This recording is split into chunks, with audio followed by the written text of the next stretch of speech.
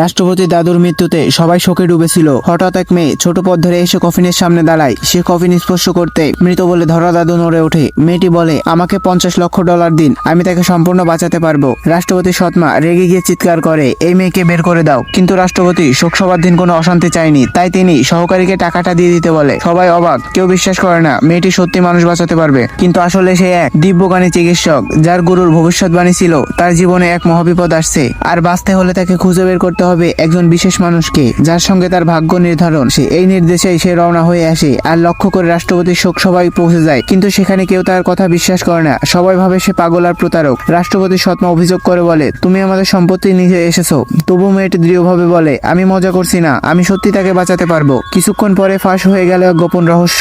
রাষ্ট্রপতির দাদুর আসলে হার্ট অ্যাটাকে মৃত্যু হয়নি, কেউ তাকে ইচ্ছাকৃতভাবে হত্যা করেছে এবং ষড়যন্ত্রে যুক্ত রাষ্ট্রপতির সৎমা নিজেই। মেয়েটি এক বিশেষ তেল ভেজা স্ফটিক সুচ বের করে আর দাদুর শরীরে প্রাণ ফিরিয়ে আনে। সবাই হতবাক। দাদু জীবিত হয়ে বলেন, আমাকে মারার চেষ্টা করেছিল যারা, আমি তাদের চিনে ফেলেছি। রাষ্ট্রপতি কৃতজ্ঞ হয়ে মেয়েটিকে বলে, আজ থেকে তুমি আমার জীবন সঙ্গিনী, তোমার পাওনা তুমি পাবে। কিন্তু ষড়যন্ত্রকারী ভয় পেয়ে কাঁদতে কাঁদতে বলে, দয়া করে দাদুকে বলো না আমি কি করেছি। শেষে সত্যি উন্মোচিত হয়, দাদু বেঁচে যায়, খুনি ধরা পড়ে আর মেয়েটির নাম সবাই জানতে পারে। সে শুধু একজন মেয়ে নয়, ভাগ্যবতী দেবীর আশীর্বাদ প্রাপ্ত এক অলৌকিক চিকিৎসক।